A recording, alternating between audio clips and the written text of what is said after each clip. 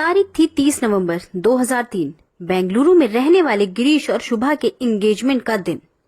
Engagement के बाद शादी की तैयारियां भी शुरू हो जाती हैं, मगर इसी बीच एक दिल दहला देने वाली अनहोनी होती है। वह परिवार जो कुछ ही दिन बाद अपने बेटे की शादी के सपने देख रहा था, उन्हें बेटे की लाश मिलती है, वह भी एंगेजमेंट के महज 4 दिन बाद।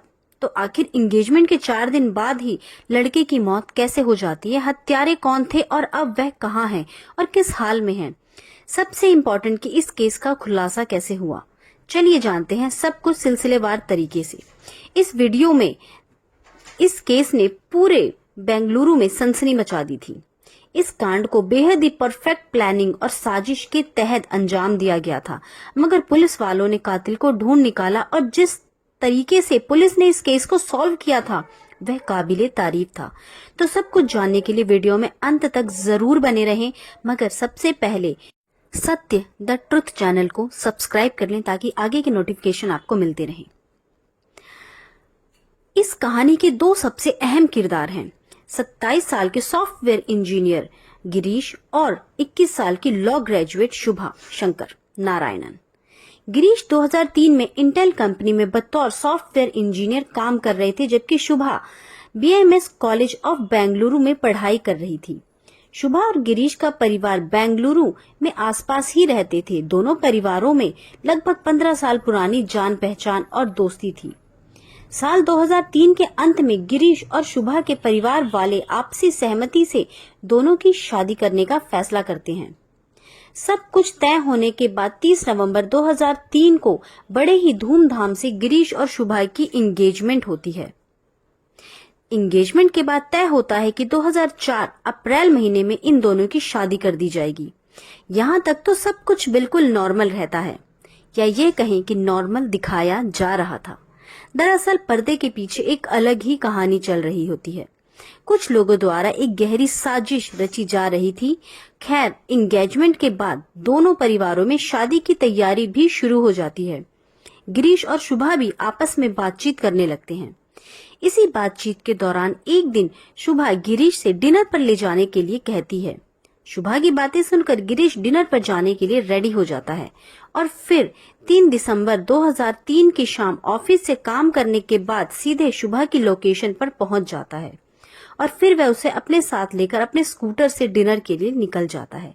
डिनर पर जाने वाली बात गिरीश ने अपने परिवार वालों को बता दी थी और उन्हें यह भी बता दिया था कि रात के 10 बजे तक वह वापस आ जाएगा, मगर 10 से ज्यादा बज चुके थे, लेकिन अब तक गिरीश वापस नहीं आया था। वह लोग अपने बेटे का इंतजार कर रहे थे। तभी बेंगलुरु के मशहूर मणिपाल हॉस्पिटल से गिरीश के माता पिता को कॉल जाता है कि आपका बेटा बेहद ही गंभीर हालत में अस्पताल में भर्ती है। इस जानकारी के बाद गिरीश के माता पिता तुरंत शुभा को भी कॉल करते हैं। शुभा उन्हें बताती है कि जब यह दोनों डिनर से वापस लौट रहे थे तभी कुछ गुंडों ने लूटपाट की कोशिश की और इसी लूटपाट की घटना के दौरान उन्होंने गिरीश को मारा है। इस कारण उसकी हालत खराब हो गई है। जानकारी के बाद शुभा और गिरीश के माता पिता दोनों ही अस्पताल पहुंच जाते हैं। गिरीश की हालत अब तक बहुत ज्यादा खराब हो चुकी थी। डॉक्टर गिरीश को बचाने का पूरा प्रयास कर रहे थे। चोट बहुत ज्यादा आई थी, मगर 4 दिसंबर 2003 को सुबह के 8:05 पर गिरीश को डेड डिक्लेयर कर दिया जाता है। यानी एंगेजमेंट के चौथे दिन ही गिरीश की मौत हो जाती है। गिरीश के माता पिता के लिए बहुत ही बड़ा सदमा था। जिस परिवार में बेटे की शादी के सपने देखे जा रहे थे, वहां अब बेटे की अर्थी सजाई जाने लगी थी। बेटे की मौत के बाद उसी दिन यानी 4 दिसंबर 2003 को गिरीश के पिता वेंकटेश्वर विवेक नगर पुलिस स्टेशन में इस मामले से जुड़ी एक FIR दर्ज करवा देते हैं। FIR दर्ज कराने के बाद पुलिस भी हरकत में आ जाती है और जांच की शुरुआत कर देती है। इस मामले में पुलिस के पास फिलहाल इकलौता गवाह था और वह थी गिरीश के साथ घटना के वक्त मौजूद शुभा। मामला दर्ज करने के बाद पुलिस वाले सबसे पहले शुभा का स्टेटमेंट दर्ज करवाते हैं। अपने स्टेटमेंट में शुभा बयान देती है कि यह लोग बेंगलुरु के ही एक महंगे रेस्टोरेंट में डिनर करते हैं और फिर वापस घर की तरफ आने लगते हैं। रास्ते में जब यह दोनों रिंग रोड पर मौजूद एयर व्यू पॉइंट क्रॉस कर रहे होते हैं, तभी सुबह गिरीश से एयर व्यू पॉइंट पर रुकने की रिक्वेस्ट करती है। दरअसल यह वह जगह है जहां से HAL एयरपोर्ट पर होने वाली फ्लाइट लैंडिंग और टेक ऑफ का देखा जा सकता है। शुभा की स्टेटमेंट के मुताबिक शुभा की रिक्वेस्ट पर गिरीश अपनी स्कूटर वहां पर रोक देता है और फिर दोनों वहीं पर खड़े होकर वहां का नजारा देखने लगते हैं। शुभा के मुताबिक यह दोनों अभी वहीं पर कुछ ही देर रुके थे कि तभी कुछ गुंडे वहां आ जाते हैं और दोनों से लूटपाट की कोशिश करने लगते हैं। शुभा के मुताबिक गिरीश इस लूटपाट का विरोध करने लगता है। इसी बीच एक गुंडा लोहे के बड़े से रॉड से गिरीश के सर पर लेफ्ट साइड जोरदार वार कर देता है और वह भाग जाता है। लोहे के रॉड से हुए हमले की वजह से गिरीश वहीं बेहोश हो जाता है। शुभा के मुताबिक इस हमले के बाद वहां पर गुजर रहे लोगों से वह मदद मांगती है। कुछ देर बाद एक कार वाला अपनी कार वहीं रोक देता है। फिर उसी कार की मदद से गिरीश को लेकर शुभा मणिपाल अस्पताल पहुंचती है। साथ ही इस घटना की जानकारी परिवार वालों को देती है। पुलिस वालों को शुभा की इस स्टेटमेंट में कहीं से भी कोई झूठ नजर नहीं आता। वैसे भी उन दोनों रिंग रोड के आसपास इस तरह की लूटपाट की कई घटनाएं हो चुकी थी। पुलिस वालों को भी शुभा के स्टेटमेंट पर पूरा यकीन हो जाता है और लूटपाट के एंगल से ही इस केस की जांच आगे बढ़ती है। कई हफ्तों तक इस केस की जांच जारी रहती है, मगर पुलिस वालों को कहीं से कोई कामयाबी हाथ नहीं लगती। इसी इन्वेस्टिगेशन के दौरान पुलिस वालों को जानकारी मिलती है कि गिरीश की मौत से 4 दिन पहले एंगेजमेंट हुई थी। अब मामले को और बारीकी से समझने के लिए पुलिस वाले गिरीश और शुभा के एंगेजमेंट का वीडियो देखने का फैसला करते हैं।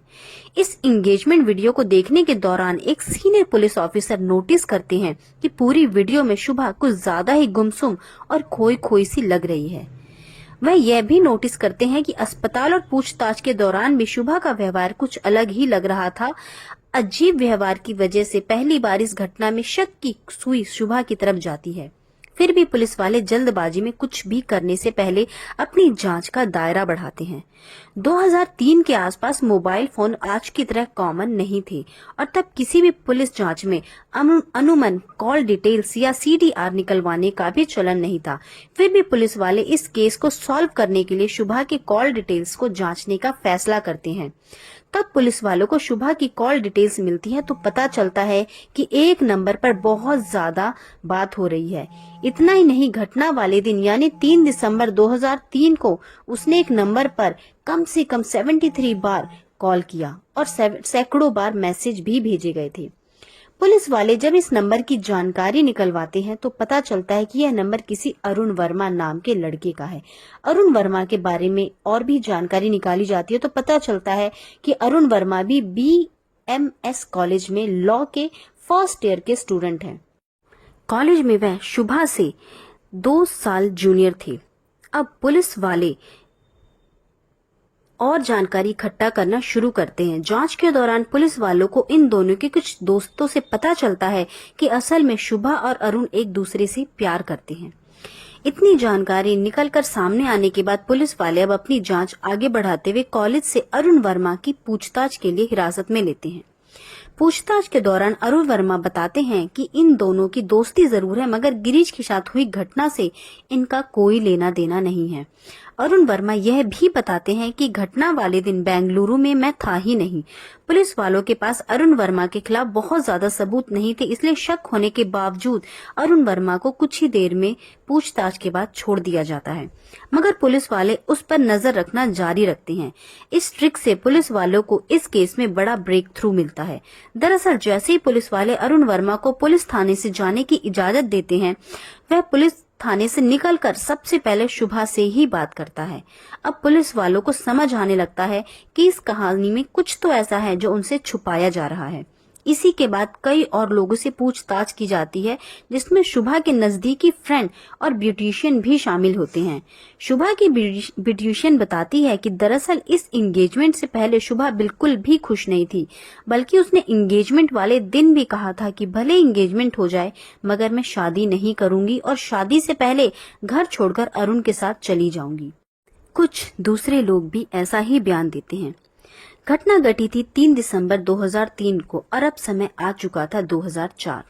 अब तक इस केस में किसी की गिरफ्तारी नहीं हुई थी, मगर कुछ लोगों के बयान के बाद पुलिस वालों का शक शुभा पर ही काफी ज्यादा गहरा हो जाता है और अब उसी शक के साथ पूछताछ शुरू की जाती है।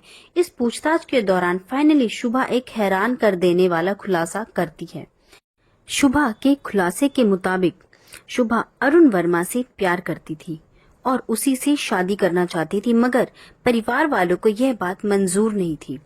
उल्टा जब परिवार वालों को कथित तौर पर शुभा के अफेयर की जानकारी मिलती है तो वे शुभा की शादी गिरीश से करवाने का फैसला करते हैं।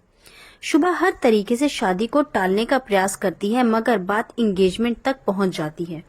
एंगेजमेंट के बाद शुभा को लगने लगता है कि ये शादी होकर ही रहेगी, इसलिए अब इस शादी को रोकने के लिए अपने बॉयफ्रेंड अरुण वर्मा से मदद मांगती है।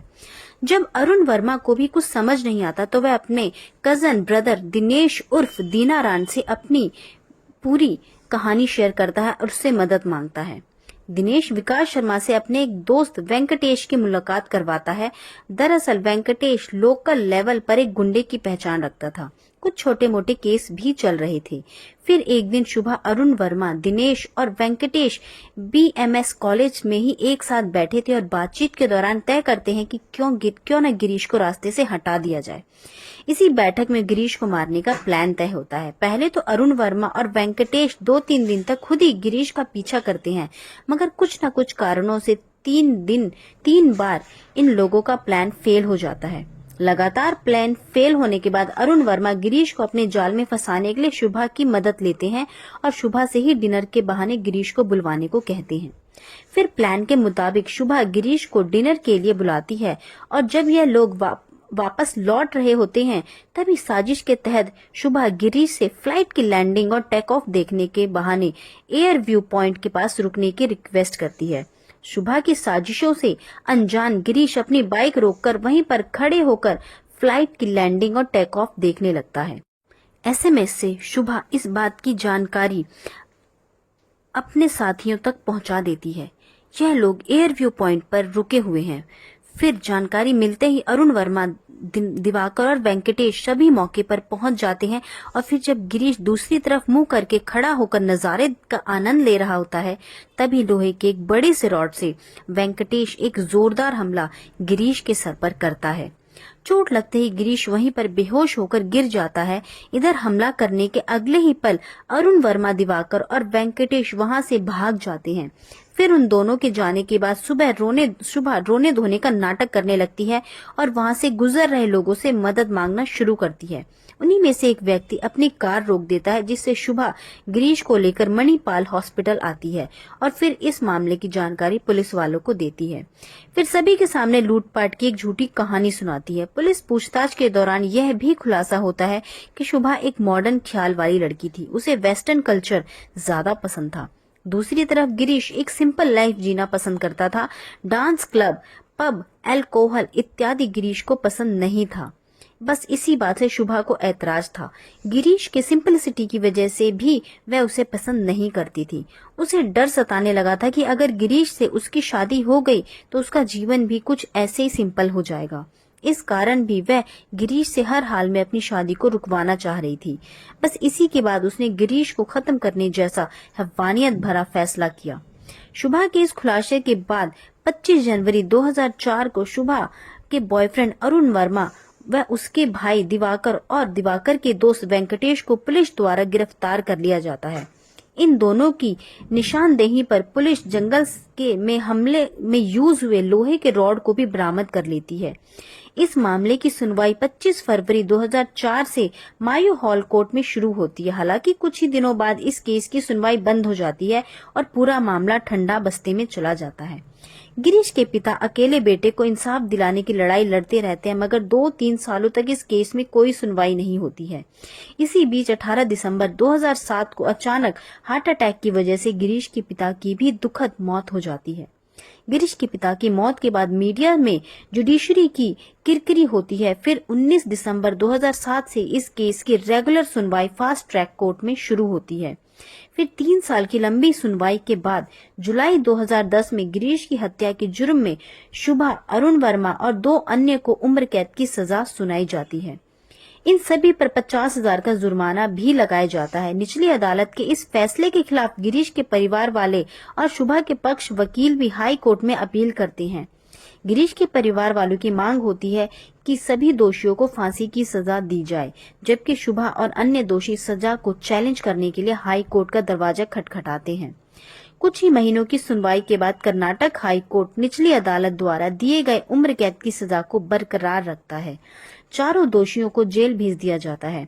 अब इस केस की मौजूदा स्थिति की बात करें तो वैसे तो सभी को उम्र कैद की सजा मिली थी, मगर शुभा 52 महीने जेल की सजा काट लेती है। तब 2014 में सुप्रीम कोर्ट द्वारा उसे बेल दे दी जाती है। फिलहाल शुभा जमानत पर बाहर है, जबकि बाकी दोषी अभी भी जेल की हवा खा रहे हैं। दोस्तों, इस पूरी कहानी में आपकी क्या राय है? क्या शुभा को बेल मिलना चाहिए था, या जो गिरीश के माता पिता चाहते थे शुभा व उसके साथियों को फांसी की सजा मिलनी चाहिए थी?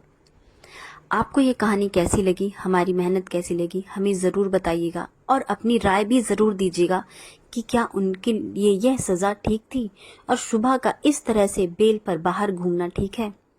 जय हिंद, जय भारत।